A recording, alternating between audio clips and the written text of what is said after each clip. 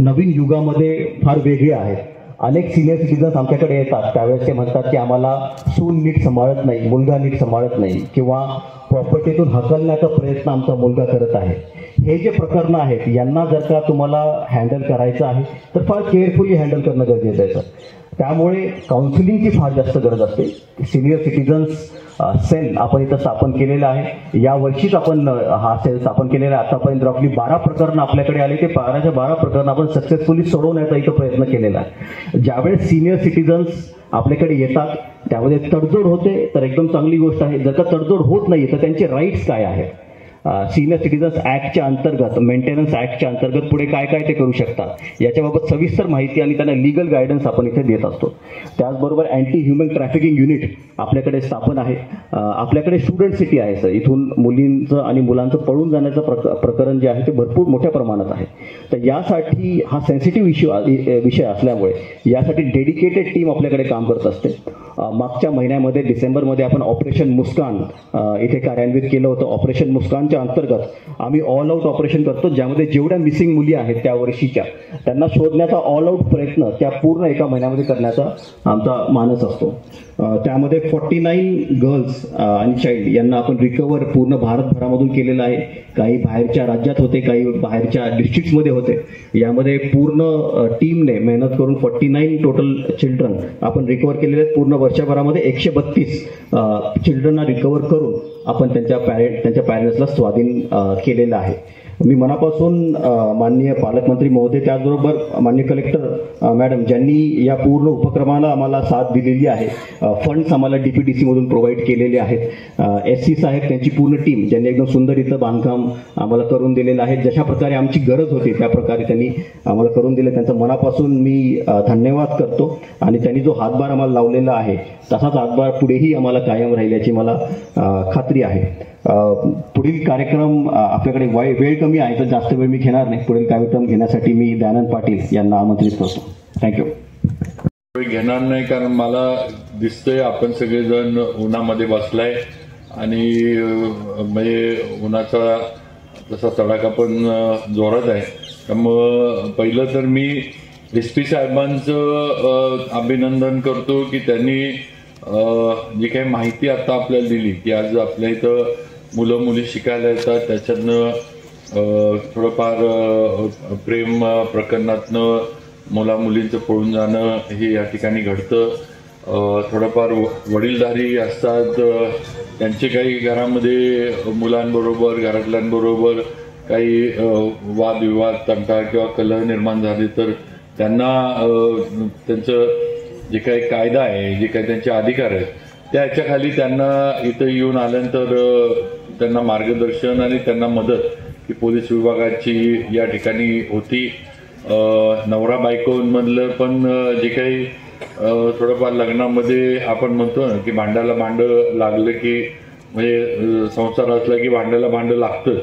तर तसं झालं तरी ते टोकाला जाऊ नये किंवा त्याच्यातनं दोन कुटुंबांमध्ये कुठं कटुता येऊ नये, नवरा बायकोंमधली कटुता वाढू नये आणि मग डिवोर्स वगैरे ह्याच्यापर्यंत ह्या गोष्टी जाऊ नयेत. म्हणून या भरोसा सेलच्या माध्यमातून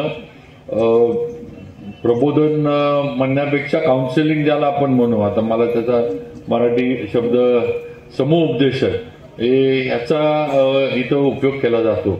आणि त्याच्यातनं कसं करायचं, आज मला SP साहेबांनी दाखवले की इथले आपले लातूरमधल्या काही नामांकित डॉक्टरांचे पण इथं छोटे छोटे इंटरव्ह्यूच्या क्लिप्स करून ठेवल्यात. म्हणजे आलेल्या जो कोणी तक्रारदार आहे, आलेला जो कोणी ज्याला म्हणजे खऱ्या अर्थानं तो कंटाळलेला असतो, वैतागलेला असतो सगळ्याला, तर त्याला हे समुपदेशन आल्या त्या केबिनमध्ये बसल्यावर त्यांना ते डॉक्टरांचं जे आहे ते बघता यावं, ऐकता यावं.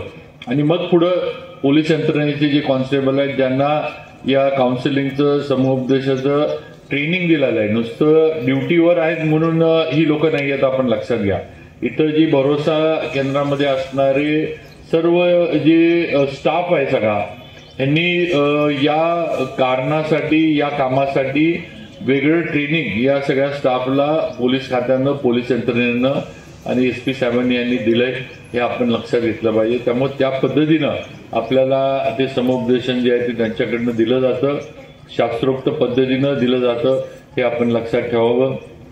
आताच हे जे दोन्ही दाम्पत्यांचा प्रातिनिधिक स्वरूपात सत्कार घेतला तसं कलेक्टर मॅडम म्हणल्या की सर हे फार मोठं पुण्याचं काम आहे, म्हणजे घर मोडण्यापासून आज पोलिसांनी वाचवले. त्यामुळे सर तसं पोलिस आपल्याला माहित आहे, पोलीस म्हणलं की कोण काय फार चांगलं म्हणत नाही कधी, पण शेवटी जे चांगलं आहे ते चांगलं म्हटलं पण पाहिजे.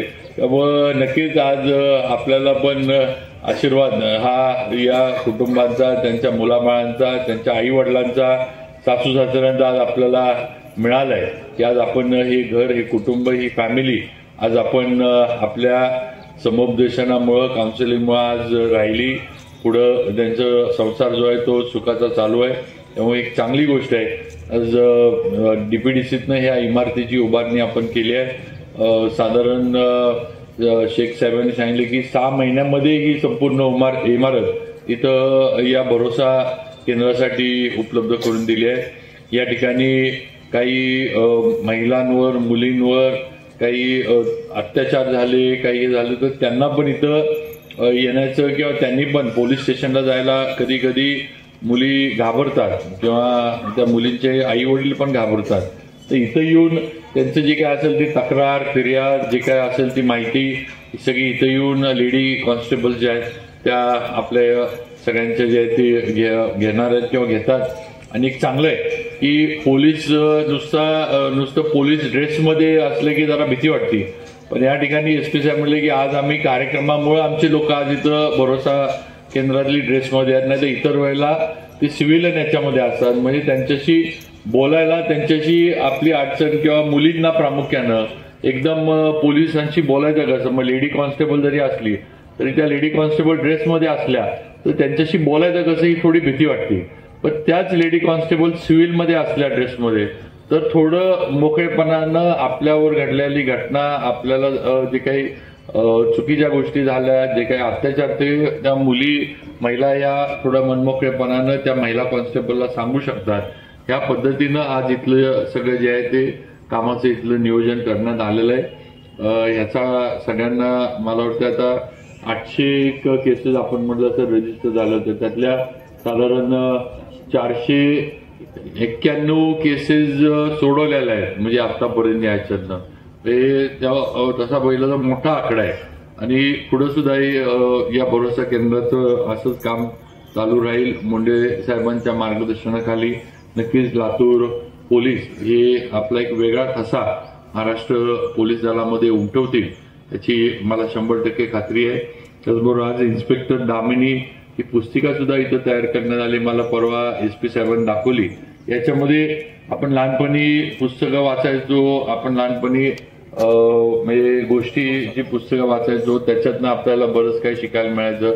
मला तर मॅडम आठवतंय की बऱ्यापैकी इतिहास जो मला बघायला मिळाला तो त्या अमर चित्रकथा ज्या यायच्या लहानपणी, त्या अमर चित्रकथातनं बऱ्यापैकी इतिहास किंवा जे काही श्रीकृष्णाच्या गोष्टी, रामायणातल्या गोष्टी, कारण ते नुसतं वाचायला हे नाही तर त्याच्याबरोबर चित्र असायची आणि त्यामुळे त्या चित्रांमुळे आकर्षण असायचं की ती बघायला पाहिजे. त्यामुळे आज तसंच हे चांदोबा वगैरे जे पुस्तकं आपली लहान, तसंच आज या दामिनीचं हे केलंय.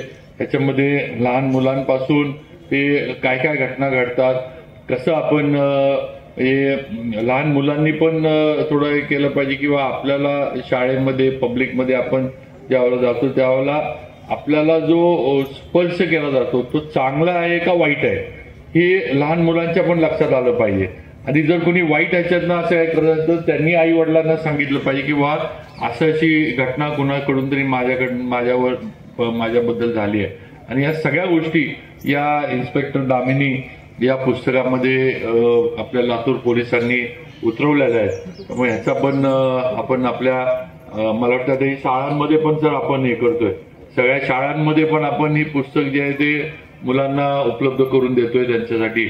आणि ह्याचा उपयोग नक्कीच त्या मुलांना कायदा थोडाफार लहान वयामध्ये समजण्यासाठी या पुस्तकाचा उपयोग 100% होईल याची नक्कीच मला खात्री आहे. परत एकदा आज अधिकृतरित्या आपल्या भरोसा सेलचं उद्घाटन झालं हे जाहीर करतो आणि SP साहेब आणि त्यांचे सर्व वरिष्ठ सहकारी, त्याचबरोबर भरोसा सेलचे सर्व असणारे अधिकारी आणि सर्व तिथले कर्मचारी सगळ्यांना पुढच्या त्यांच्या कामकाजासाठी, त्यांच्या कार्यासाठी शुभेच्छा देतो. तुमच्या माध्यमातून एक समाज सुधारण्याचं आणि एक समाजाला एक म्हणजे एक ज्या समाजापुढं काही गोष्टी असतात ज्या उघड बोलू शकत नाही, ते आज असे प्रश्न तुमच्यापर्यंत येणार आहेत. त्यामुळं संवेदनानं किंवा संवेदनशीलपणे ह्या सगळ्या गोष्टी आपण पुढं सोडवत राहाव्यात ही एक अपेक्षा व्यक्त करतो आणि थांबतो. जय हिंद, जय महाराष्ट्र. आदरणीय सर, धन्यवाद सर. याशिवाय जे आहे